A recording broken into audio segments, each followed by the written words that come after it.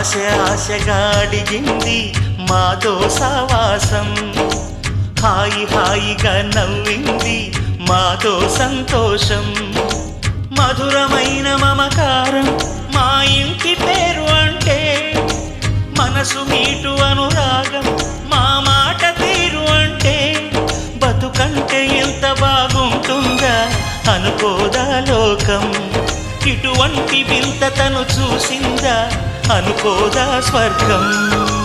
సరే పమాగరే సరే సరే సా.